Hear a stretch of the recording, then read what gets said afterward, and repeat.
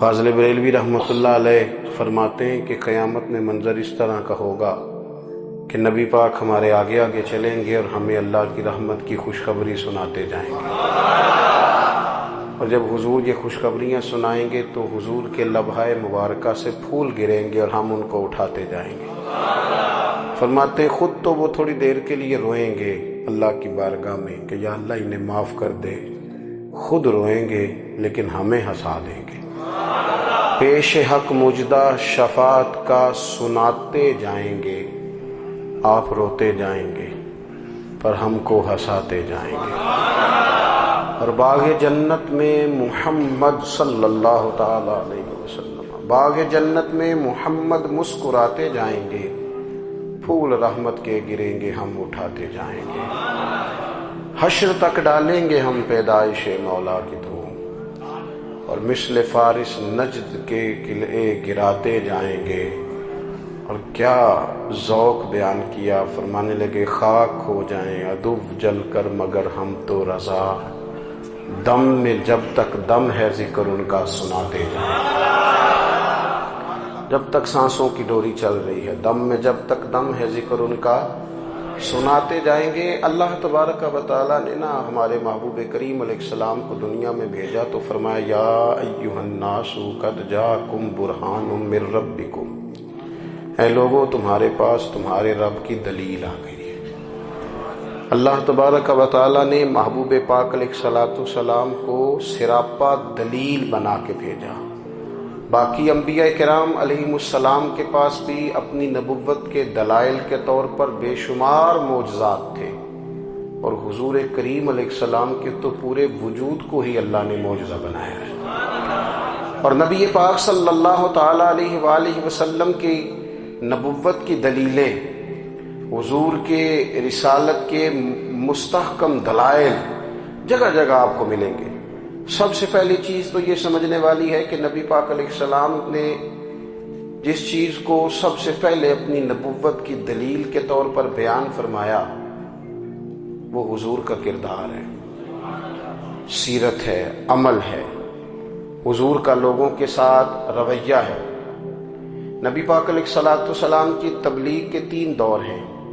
ایک تو حضور نے اپنے قول سے تبلیغ فرمائی ہے، 40 سال کی عمر سے محبوب نے اعلان فرمایا اور تبلیغ کی، اور ایک نبی پاک صلی اللہ تعالی علیہ وسلم بالواسطہ حضور کی تبلیغ ہے جو آج تک جاری ہے۔ امت کے علماء، مشائخ، مبلغین حضور کے دین کو آگے پھیلا رہے ہیں، تو دراصل یہ بھی تبلیغ رسول پاک علیہ السلام ہی کی تبلیغ۔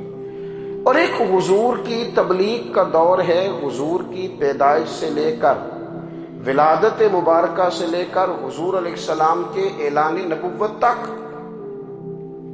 اس دوران نبی پاک نے جو تبلیغ فرمائی ہے وہ اپنے کردار سے فرمائی ہے۔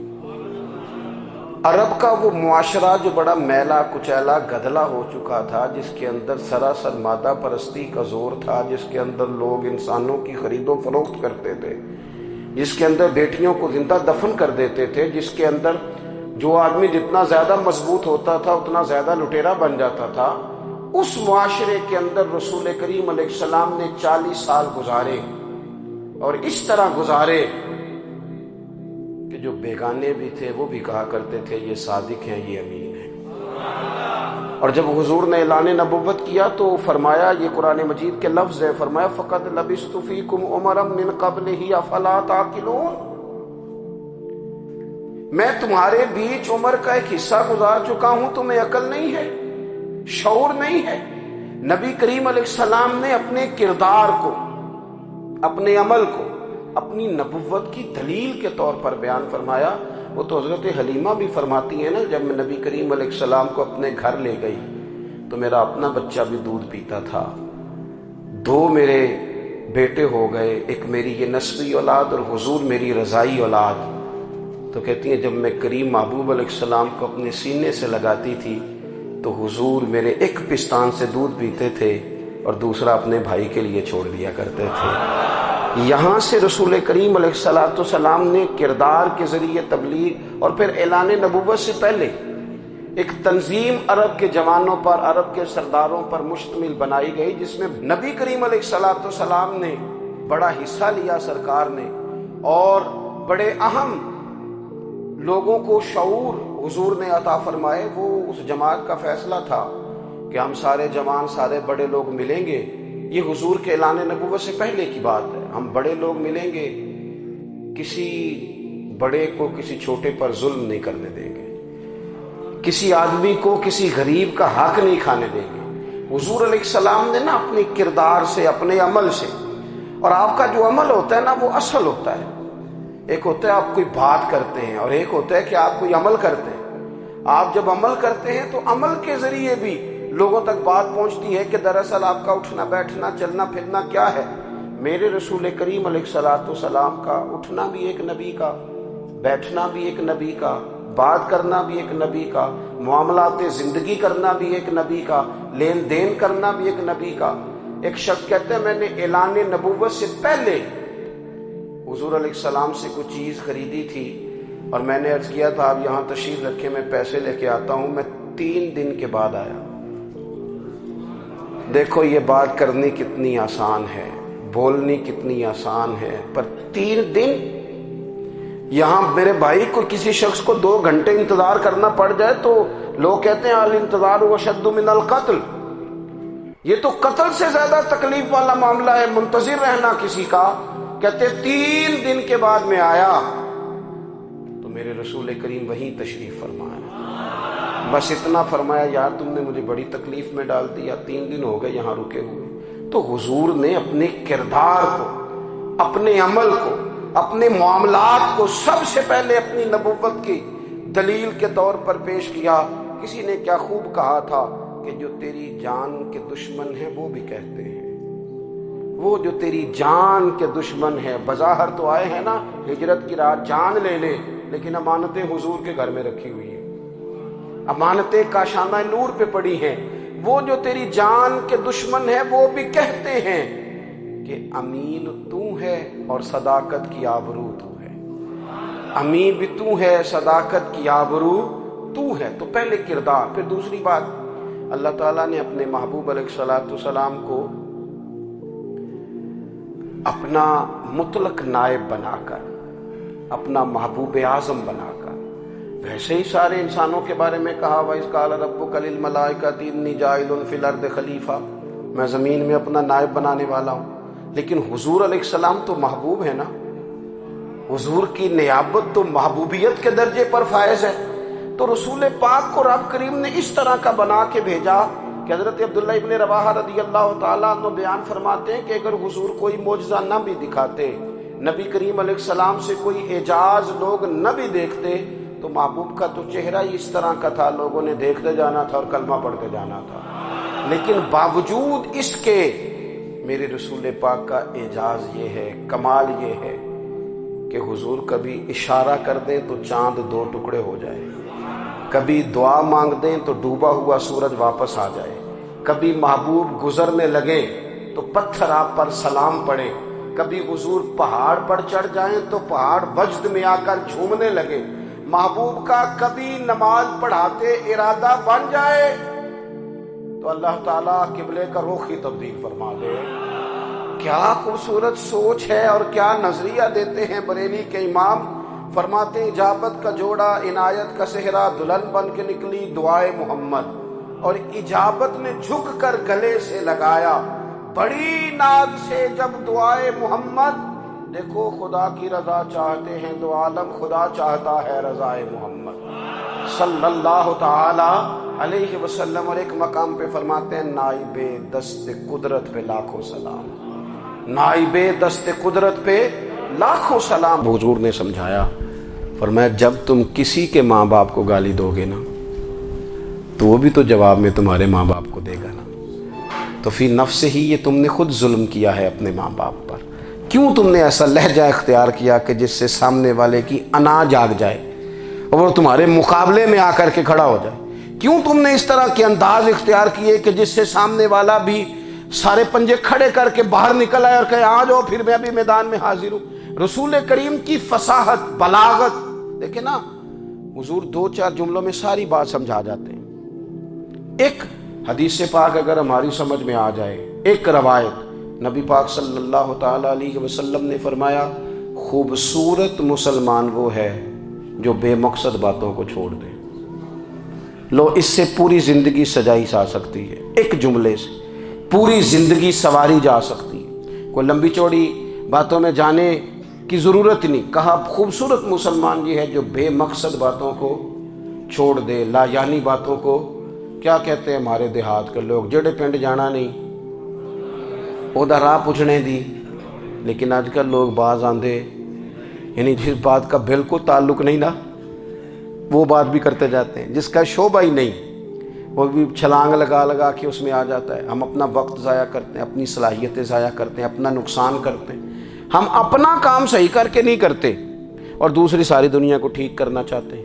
او بھائی، آپ جس جگہ جس شعبے سے تعلق رکھتے ہیں آپ اپنے معاملات میں مضبوطی پیدا کریں۔ حضور نے اپنی فصاحت کے ساتھ، بلاغت کے ساتھ لوگوں کو قائل کیا، اور قرآن مجید کی تاثیر کا یہ اثر میرے کریم رسول نے دکھایا کہ رات کو جب حضور بیٹھ کے قرآن پاک پڑھتے تھے نا، جب یاسین والے نبی خود یاسین کی تلاوت کریں، جب طٰہٰ والے محبوب خود طٰہٰ کی تلاوت کریں، غور کرو نا، جب مدثر والے محبوب خود ان جملوں کو ادا کریں، یعنی جن کے بارے میں آیت آئی ہے، جب وہی یہ آیت پڑھیں کہ اِنَّا أَعْطَيْنَاكَ الْكَوْثَرَ، یعنی جن کا ذکر ہو رہا ہے، جب وہ یہ بات کریں کہ یا ایھا النبی انا ارسلناک شاہدا ومبشرا ونذیرا لتؤمنوا باللہ ورسولہ وتعزروہ وتوقروہ وتسبحوہ بکرۃ واصیلا، جن کے بارے میں آیت آئی ہے، جب وہ یہ کہہ رہے ہوں کہ ورفعنا لک ذکرک، جب وہ کہہ رہے ہوں والضحیٰ واللیل اذا سجا، ذرا اس کیفیت کو دیکھیں جب محبوب خود پڑھ رہے ہوں، اور جو حضور پر آئی ہیں اس کا ذائقہ، اس کا لطف، اس کا انداز بھلا کیا ہوگا۔ حضور جب رات کو پڑھتے تھے نا قرآن پاک، تو جو پکے کافر تھے نا، ابو جہل جیسے لوگ، وہ بھی جھاڑیوں میں چھپ چھپ کے مدینے والے کی تلاوت سنا کرتے تھے، حضور کی تلاوت سنا کرتے تھے۔ یہی بہتر ہے کہ پردوں میں وہ پردہ پوش رہے، وہ اگر پردے ہٹا دے تو کسے ہوش رہے۔ رسول کریم علیہ السلام کی تلاوت کا سننا، قریب جانا، یہ اعجاز ہے۔ حضرت فاروق اعظم کہتے ہیں میں طبیعت کا بڑا ڈاڈا تھا، مزاج کا بڑا سخت تھا، زندگی ہمیشہ ڈٹ کر گزاری، باتوں پر کھڑا رہنا آتا تھا، پر جب میری بہن نے مجھے چند آیتیں سنائی نا تو میں تڑپ ہی گیا۔ گھروں آیا سا مار مقامنے نو، ہن مینو مار دے لے چلو، اوے متے عمر دی عمر برباد ہو جائے جتھے عمر سوار دے لے چلو۔ یہ اعجاز ہے رسول کریم صلی اللہ تعالیٰ علیہ وسلم پر نازل ہونے والی کتاب کا۔ پھر حضور نے خبریں دی، نبی پاک نے خبریں دی، حضور نے فرمایا روم فتح ہوگا، وہ ہوا۔ نبی کریم علیہ السلام نے فرمایا شام فتح ہوگا، تو شام فتح ہوا۔ فرمایا ایران فتح ہوگا، تو ایران فتح ہوا۔ سراقہ بن مالک کہتے ہیں ایک گاؤں پر بھی مسلمانوں کی حکومت نہیں تھی، ایک گاؤں پر۔ حضور مکہ مکرمہ سے نکل رہے تھے، مدینہ طیبہ تشریف لے جا رہے تھے، ابھی راستے میں تھے، میں 100 سرخ اونٹوں کے لالچ میں معاذ اللہ حضور کو گرفتار کرنے پہنچ گیا۔ محبوب نے حکم دیا، حضور کا معجزہ میں نے آنکھوں سے دیکھا، میرا گھوڑا زمین میں دھستا چلا گیا، میں نے معافی مانگی، حضور نے معاف کر دیا۔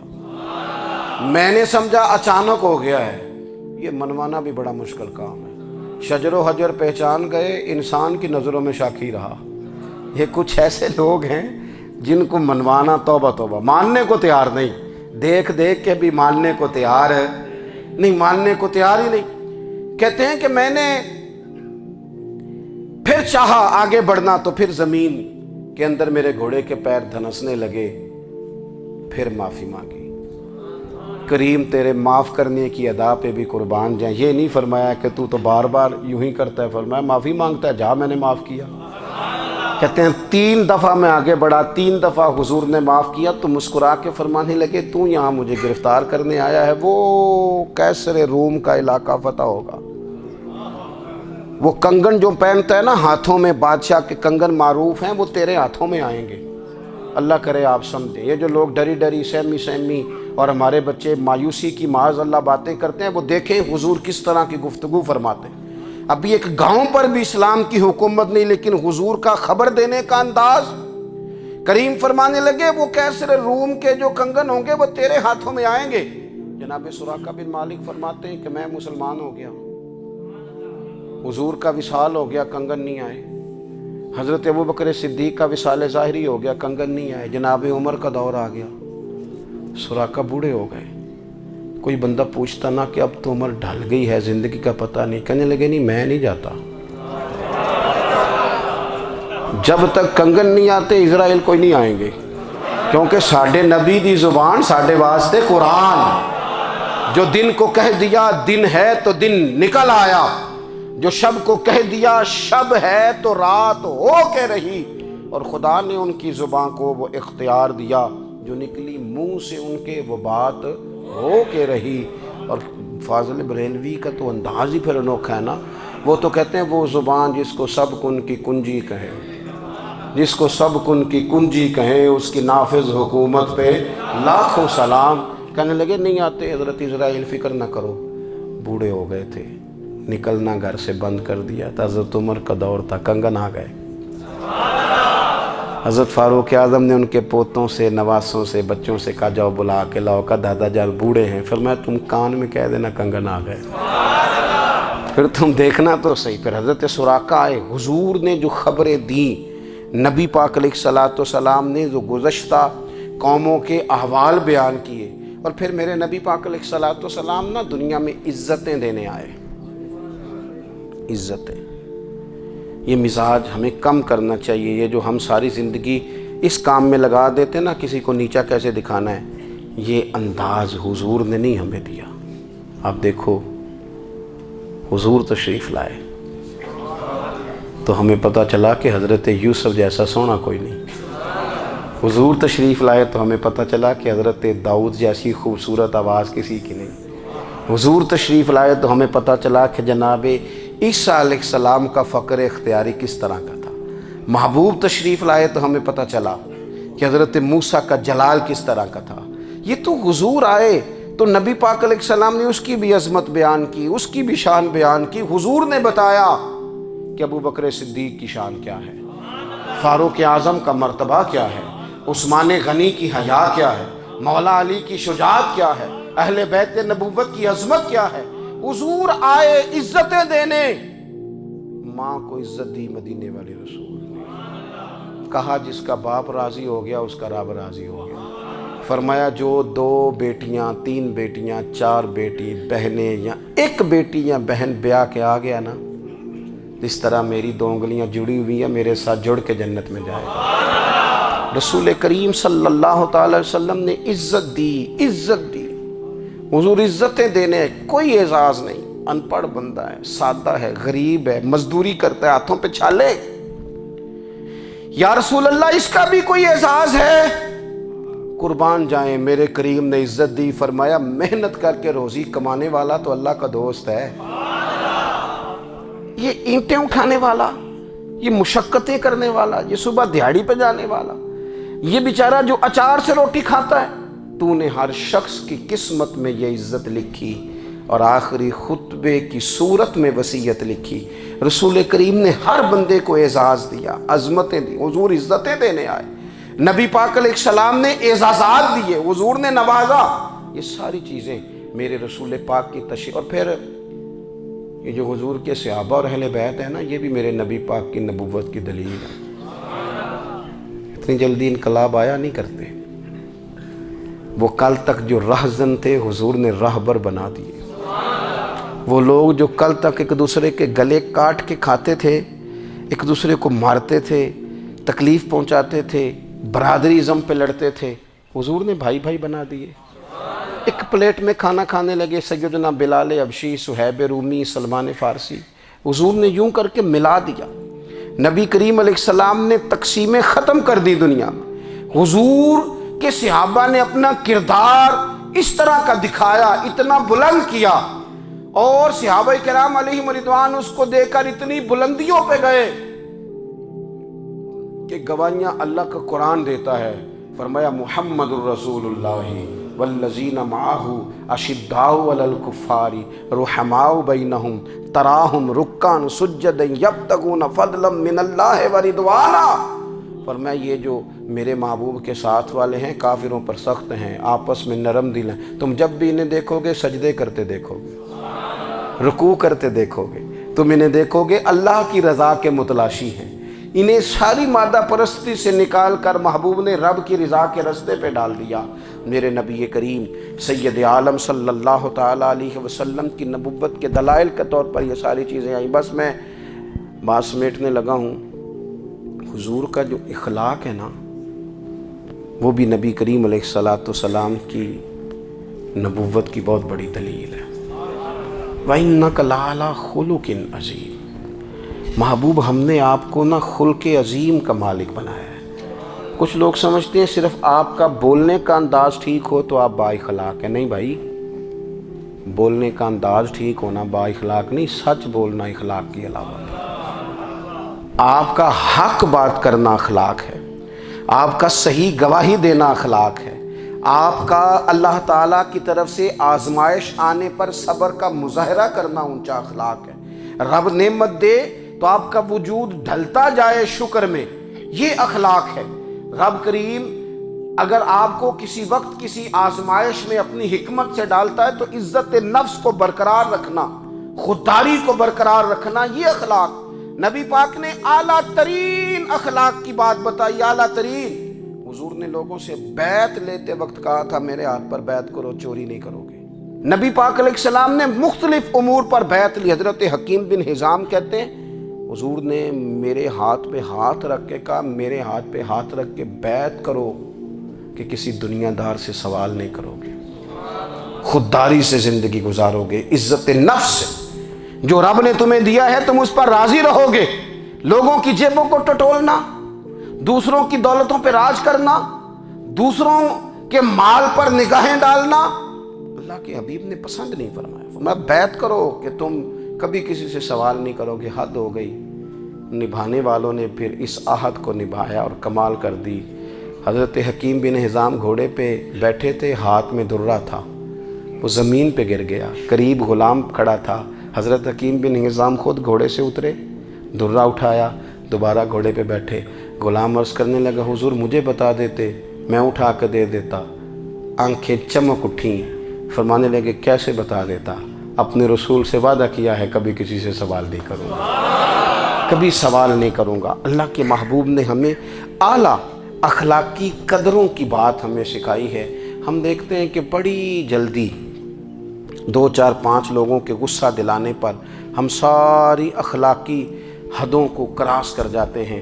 دوستو ہمارا ایک ویژن ہونا چاہیے، ہمارے ذاتی رویے بڑے معتبر ہونے چاہیے. لین دین کے معاملات کے اندر مسلمانوں کو بڑا صاف ستھرا ہونا چاہیے. ہمیں اپنی معاشی زندگی میں روزمرہ کے معاملات میں ہماری توجہات کا مرکز صرف اللہ رسول کی ذات ہونی چاہیے. رب کریم نے اپنی حکمت سے کسی کو کتنا دیا ہے یہ اس کی حکمت کے تقاضے ہیں.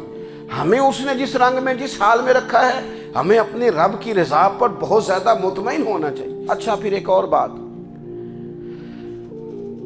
جن چیزوں کو ہم نے دکھ بنایا ہے نا یہ تو وہاں دکھ تھا ہی نہیں. مہینہ مہینہ چولہا نہیں جلا، لیکن کسی جگہ اظہار غربت ہے حضور کی اولاد پاک کا یا صحاب کا یا ازواج کا.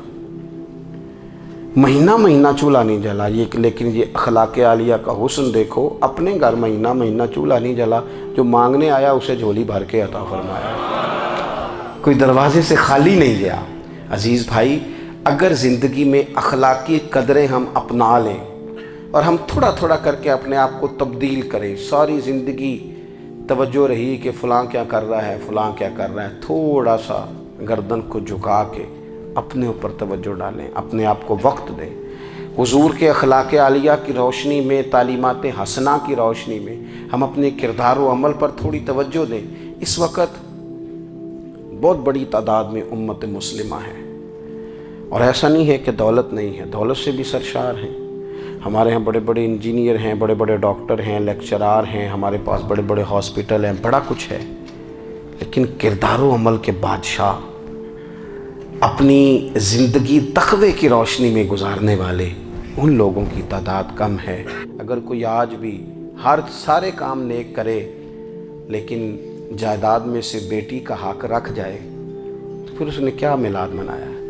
اگر آج بھی جو 2-4 لوگ بیچارے اس کے زیر دست ہیں، ملازمین ہیں، ان کے ساتھ اس کا رویہ انتہائی سخت ہو تو اس نے کیا میلاد منایا؟